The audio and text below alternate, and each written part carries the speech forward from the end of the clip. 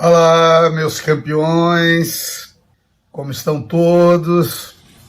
Voltamos aqui para complementar aquela aula que ministramos sobre Augusto dos Anjos. Aquele poeta pré-modernista, porque mistura no soneto expressões chulas e científicas. Aquele poeta simbolista, porque fala das angústias humanas e tem a morte como temática central da sua obra. Aquele poeta parnasiano, porque adota a estrutura parnasiana do verso, soneto clássico. 2 quadras, 2 tercetos, rimas acadêmicas, decassílabo. Hoje, nós vamos analisar e interpretar mais alguns textos para fortalecermos a compreensão desse excepcional poeta muito recorrente nos vestibulares. Vamos começar trabalhando com o poema O Deus Verme. Olha só o título, O Deus Verme. Vou fazer a leitura aqui, porque, como sabem, estou gravando essa aula sem muita tecnologia na minha casa, mas estamos recebendo ajuda dos colegas, dos técnicos.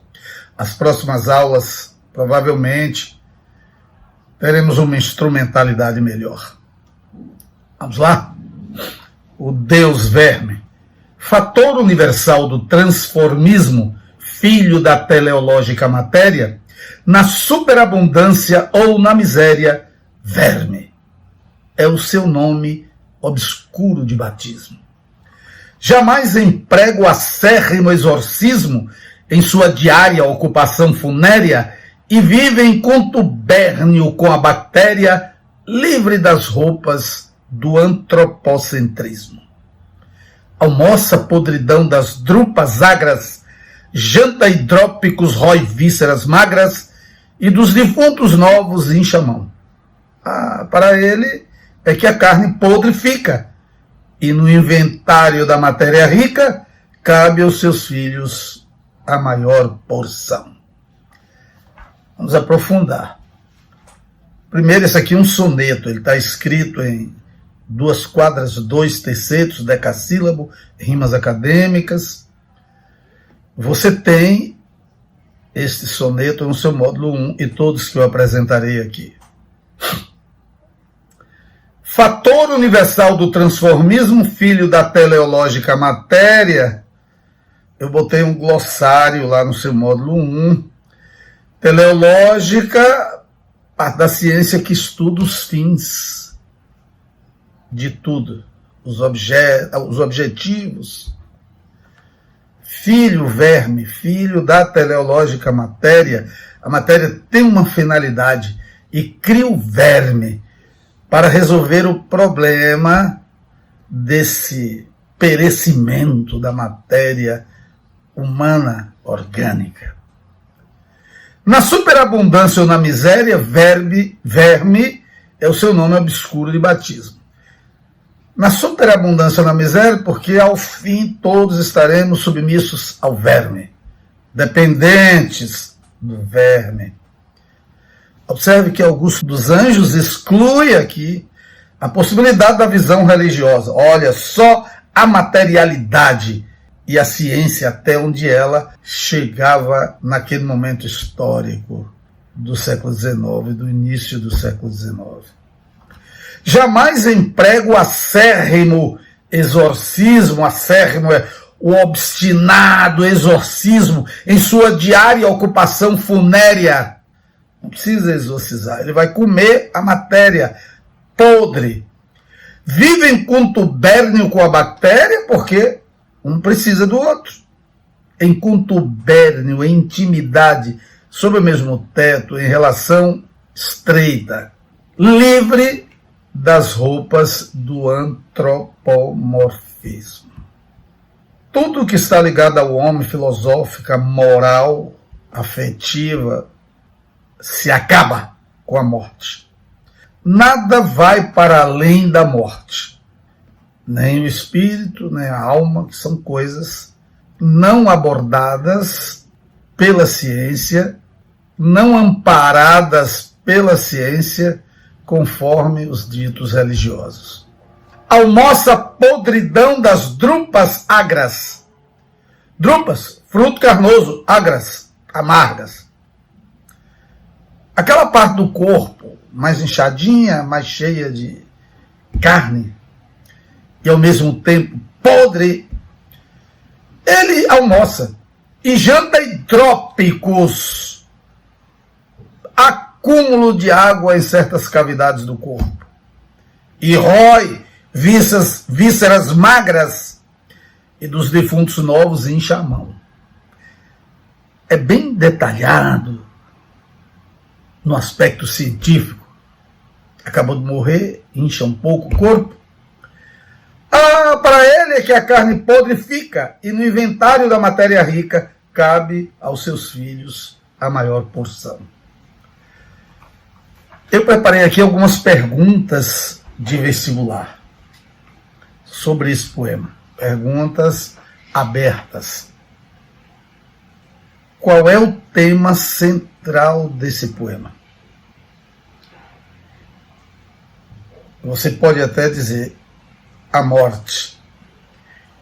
Estaria certo, mas não está completo. Falta mais.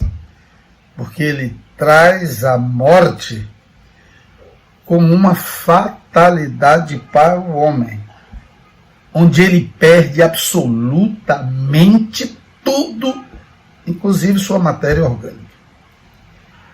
Então, a temática desse poema é a fatalidade do ser humano. Não tem para onde correr, não tem outra saída.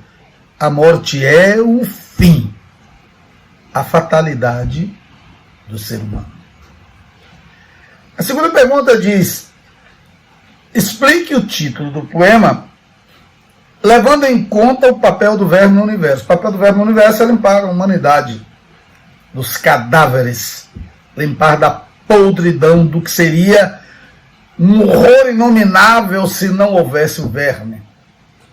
Bom, essa é uma visão bastante científica e isso justifica o título. O que ele quer dizer é que se houvesse um Deus, esse Deus seria o verme. Porque ele que faz esse trabalho excepcional de limpar a humanidade da sua matéria orgânica. Que verso do poema demonstra o desprezo do eu lírico pelas crenças humanas, livre das roupas do antropocentrismo? Ele faz uma metáfora, e livre de tudo que envolve o homem como centro do universo. Na morte, tudo se acaba. Não há, na visão de Augusto dos Anjos, a possibilidade de você levar alguma coisa para além do túmulo. Há no texto alguma referência à espiritualidade, a sentimentos e sonhos? Nenhuma. Aliás, é contra tudo isso que Augusto dos Anjos se coloca. Na morte cessa tudo. Não há sonhos, não há espiritualidade, não há sentimentos. É uma materialidade pesada. Não se admite aí brecha para a perspectiva de sonho, de religião, de sentimento. Que visão o eu lírico tem da vida e do mundo? Você já está vendo. É uma visão materialista. Uma visão em que o homem não é a suprema excelência de uma criação divina. O homem é só mais um aspecto dessa criação que aí está na visão de Augusto dos Anjos, explicada cientificamente, e reduzindo o homem a coisa. O homem é coisificado e colocado na dimensão mais ínfima. Bom, acabamos de ver o Deus verme E nós vamos ver um poema, caiu aí uns 3 ou 4 anos no Enem, muito solicitado, porque dentro dessa visão cosmogênica, ele tem umas filosofias de vida. Uma delas está aqui. Hino à dor. A palavra hino significa canto de louvor. Então ele quer fazer um louvor à dor. Aquilo que nós abominamos, aquilo de que fugimos, aquilo que é um terror em nossa vida, a dor. Augusto dos Anjos traz como algo fantástico. Sob certo aspecto, não deixa de ser. O problema é o nível em que ele coloca a situação da dor. O poema diz assim: dor, saúde dos seres que se fanam, riqueza da alma, psíquico tesouro, alegria das glândulas do choro, de onde todas as lágrimas emanam. És suprema, os meus átomos se ufanam, de pertencer-te, ó dor, ancoradouro dos desgraçados, sol do cérebro, ouro de que as próprias desgraças se engalanam. Sou teu amante, ardo em teu corpo abstrato, com os corpúsculos mágicos do tato, prendo a orquestra de chamas que executas. E assim, sem convulsão que me alvorece, minha maior ventura é estar de posse de tuas claridades absolutas. Então, meu caro, você entendeu? Vamos entender agora. Olha só, se é um hino à dor, ele está fazendo um culto à dor. Ele está dizendo que a dor é uma coisa maravilhosa. Dor, saúde dos seres que se ufanam, que se alegram, que ficam felizes com ela. Saúde dos seres que se ufanam, riqueza da alma. Ele está dizendo que a dor é um psíquico tesouro. Então, ele já está dizendo que a dor é capaz de transformar o homem, é capaz de transformar o homem. Alegria das glândulas do choro, de onde emanam as lágrimas. É claro, a dor provoca lágrimas e provocam mais do que qualquer outra coisa. Alegria também provoca lágrima, mas a dor, as lágrimas que caem da dor são mais abundantes, mais terríveis, e ele está dizendo que por isso elas representam um psíquico tesouro. E diz: és suprema, os meus átomos se ufanam, se alegram, fazem festa, de pertencer-te, ó dor, ancoradouro dos desgraçados, sol do cérebro, ouro de que as próprias desgraças se enfeitam, se engalanam.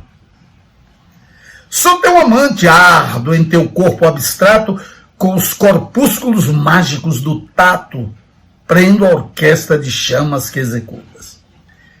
E assim, sem convulsão que me alvorece, minha maior ventura é estar de posse das tuas claridades absolutas. O Enem perguntou: o que neste poema representa esta frase?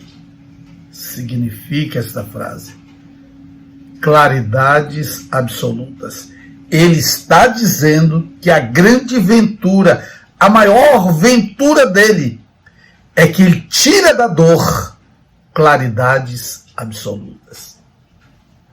O que pode significar isso? 3 segundos para você pensar. 101, 102, 103. Claridades absolutas. Ele está dizendo que a dor desvenda mistérios, traz soluções, que a dor nos faz repensar a vida. Preste atenção aqui para não se enganar no vestibular. O que ele está dizendo está certo. O problema é que ele coloca isto dentro de um universo onde o homem não tem mais nada além da dor. O problema é que ele acha que o nosso caminho entre os nossos pares é muito bem servido pela dor, que é como um holofote da vida. A gente sabe que a dor tem esta função de nos ensinar também, mas nós não precisamos querer aprender sempre pela dor. Nós sabemos que a dor é resultado das nossas imperfeições, das nossas relações, das nossas fraquezas biológicas e psicológicas, e que elas nos ensinam, sim. Mas nós não vamos crer que o grande caminho da nossa transformação seja a dor ou apenas a dor. Mas que é um belo poema clássico, e que nos traz uma reflexão profunda sobre isso, traz. Augusto dos Anjos, a dor tem claridades absolutas. E ele dá a isto uma homenagem fantástica, hino à dor. Ok, meu caro, nós temos mais um poema só para você, muito interessante, que é o Budismo Moderno. É um poema que você precisa prestar atenção à interpretação, porque depende da compreensão de outros aspectos filosóficos. Primeiro título, por que budismo moderno? Vamos dar uma olhada no poema primeiro? Tome, doutor, esta tesoura e corte a minha singularíssima pessoa. Que importa a mim que a bicharia roa todo o meu coração depois da morte? Urubu pousou na minha sorte. Também das diatomáceas da lagoa, criptograma, cápsula se esboroa ao contato da bronca destra forte. Dissolva-se, portanto, minha vida, igualmente a uma célula caída na aberração de um óvulo infecundo. Mas o agregado abstrato da saudade fique batendo nas perpétuas grades do último verso que eu fizer no mundo. Pode parecer difícil, mas não é. Estamos aqui para facilitar as coisas. Primeiro, por que budismo moderno? Porque a filosofia do budismo nos traz uma base muito bem centrada no despojamento dos desejos. Buda dizia que o desejo é que nos leva às dores. O budismo prega uma vida simples, de atendimento às suas necessidades básicas, sem exageros, sem acumulações, sem nada. Por que ele botou o título de budismo moderno? Porque ele vai trazer esta visão sob um plano científico. Vamos lá então? Tome, doutor, esta tesoura, corte a minha singularíssima pessoa, que importa a mim que eu bicharia a rua todo o meu coração depois da morte. Claro, coerente com a visão daquele poema Deus Verme que acabamos de explicar, ele não está preocupado com o que acontecerá depois da morte. Portanto, o doutor pode operá-lo, pode cortá-lo de qualquer jeito, O que vem depois da morte não interessa para ele. O que interessa para ele é viver aproveitando o aqui e o agora, não naquela filosofia propriamente do carpe diem, mas muito parecida com ela. Em sua materialidade interessa o aproveitamento da vida e a compreensão apenas racional dessa realidade. Segunda estrofe nos traz uma coisa interessante. Urubu pousou na minha sorte. Também das diatomáceas da lagoa, criptograma cápsula se esborou ao contrato da bronca destra forte. Olha só, o urubu pousou na minha sorte é uma vida de azar. Ele está trazendo o urubu aí como elemento de azar. Um elemento que também vai comer vísceras podres. É azar, o azar que ele considera de ser uma matéria que tem prazo de validade e que será nada logo logo. Mas ele diz, também das diatomáceas da lagoa, criptograma cápsula se esbrou ao contato da bronca desta forte. Isso aí é biologia, você sabe. As diatomáceas da lagoa, elas são cobertas por um invólucro chamado de criptograma e elas explodem, se esboroam e morrem. Ele disse ao contato de bronca destra forte, expressão latina para dizer ao contato das durezas da vida. Assim como a criptograma das diatomáceas da lagoa explodem, se desmancham, a vida do homem também ao contato com as dificuldades da vida. Então não tem saída, ele vai explodir como as criptógramas. Dissolva-se, portanto, minha vida, igualmente uma célula caída, na aberração de um óvulo infecundo. Que imagem terrível, né? A gente pensa no óvulo como vida, como geração da vida. Mas ele está dizendo que a vida dele está sendo dissolvida como uma célula perdida na aberração de um óvulo infecundo. Uma palavra muito própria da filosofia de Augusto dos Anjos. Infecundo. Infecunda é a nossa vida, tudo é infecundo. Nada vai além de uma certa temporalidade sem que, além desse limite, alguma coisa possa existir. Mas o agregado abstrato das saudades fique batendo nas perpétuas grades do último verso que eu fizer no mundo. Por isso, nós não somos nada.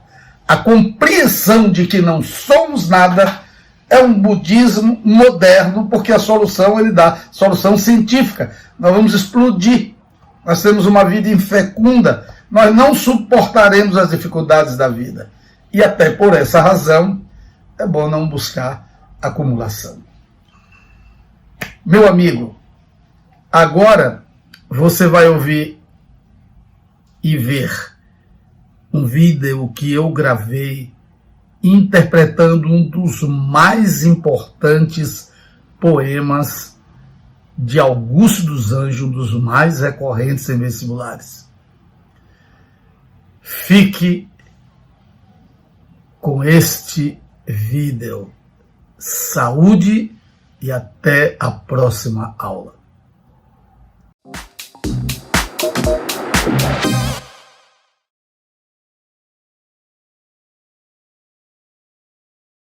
Vamos estudar hoje o excepcional poeta Augusto dos Anjos. Paradoxalmente, Augusto dos Anjos tem uma linguagem científica e é um dos poetas mais lidos e mais amados do Brasil, talvez porque no seu pessimismo ele fala muito da dor humana comum ao ser humano comum. Augusto dos Anjos é classificado na categoria de poeta pré-modernista, porque ele tem uma poesia que é misturada em sua linguagem. Ele é pré-modernista exatamente porque descaracteriza a linguagem clássica, misturando-a com termos coloquiais. Ele também é simbolista, tem uma herança de Schopenhauer no que diz respeito ao pessimismo, ao decadentismo de que ele é portador e que herdou basicamente de Schopenhauer.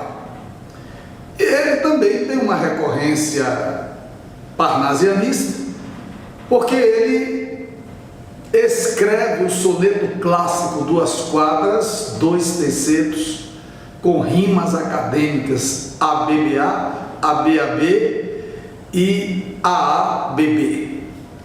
Esse Augusto dos Anjos excepcional tem uma visão, de um modo geral em seus textos, nihilista. A diferença do pessimista para o nihilista é que o pessimista acha que talvez não possa conseguir aquilo que ele deseja, e o nihilista nega completamente qualquer possibilidade do seu sucesso. Ele nega a Deus e vê o homem como matéria pura. Veja o poema dele, Psicologia de um Vencido. Eu, filho do carbono e do amoníaco, monstro de escuridão e rutilância, sofro desde a epigênese da infância a influência má dos signos de zodíaco. Profundissimamente hipocondríaco, este ambiente me causa repugnância. Sobe-me à boca uma ânsia análoga à ânsia que se escapa da boca de um cardíaco. Já o verme, este operário das ruínas, que o sangue podre das carnificinas come e a vida em geral declara guerra, anda a espreitar-me os olhos para roê-los e há de deixar-me apenas os cabelos na frialdade inorgânica da terra. Então, nós vimos aí um soneto clássico, mas nós encontramos o termo erudito, como encontramos também o termo mais coloquial. Encontramos também aí o decadentismo e o niilismo. Veja que ele diz: é o filho do carbono e do amoníaco, elementos que compõem o corpo humano, sofro desde a epigênese da infância, do iniciozinho, a influência má do signo zodíaco. Ele está dizendo: eu sou azarado desde que eu era zigoto. Depois diz que não se adapta à realidade, que vive com a ânsia de um cardíaco. E depois diz que o destino da sua vida é um pó e a barriga de um verme que o espreita desde sempre para roer-lhe o corpo, deixando apenas os cabelos na frialdade inorgânica da terra. Nós vemos aí o exemplo, portanto, de poesia nihilista e com recorrência parnasiana. Nós encontramos também o simbolismo, também tem o decadentismo e tem a manifestação das dores da alma, do estado de humor. Um dos versos mais famosos dele é aquele conhecido por versos íntimos. Vês? Ninguém assistiu ao formidável enterro da tua última quimera.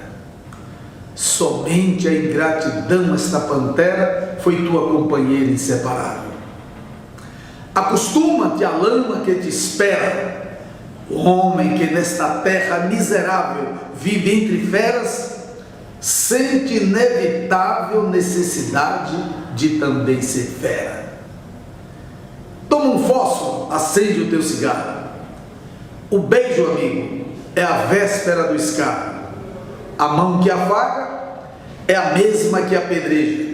E se alguém causa ainda pena na tua chaga, a pedreja está num vinho que te afaga e escarra nesta boca que te beija. Então observe, esse famoso poema, Versos Íntimos, porque ele fala a um amigo: toma um fósforo, acende o teu cigarro. Beijo, o amigo, é a véspera do escarro. Ele está falando com um amigo. Ele traz uma visão bastante pessimista da vida indeterminista, uma visão darwinista, em cima da teoria de Hipólito Taine, que o meio, o ambiente, o momento histórico determinam a vida do homem. Acostuma-te à lama que te espera. O homem que nesta terra miserável vive entre feras, sente inevitável necessidade de também ser fera. E termina com um conselho terrível, negando qualquer possibilidade de solidariedade entre os homens. Se alguém causa ainda a pena a tua chaga, a tua dor, a tua ferida, apedreja esta mão vil que te afaga e escarra nesta boca que te beija. Bom, Augusto dos Anjos tem uma visão do amor também diferente daquela que costumamos ver nos poetas de outros estilos. Ele crê que existe um amor perfeito, um amor puro, etéreo, mas ele também acha que o amor foi deturpado pela humanidade e por isso não merece ser praticado entre os homens. Falas de amor? Ouço tudo e calo. O amor na humanidade é uma mentira. E é por isso que na minha lira de amores fúteis poucas vezes falo. Falas de amor? Quando virei por fim amar? Quando, se o amor que a humanidade inspira é o amor da Etaíra, Messalina e de Sardanapá? Pois é mistério que para o amor sagrado fique o mundo imaterializado, alavanca desviada do seu fulcro, e que haja só amizade verdadeira, de uma caveira para outra caveira, do meu sepulcro para o teu sepulcro.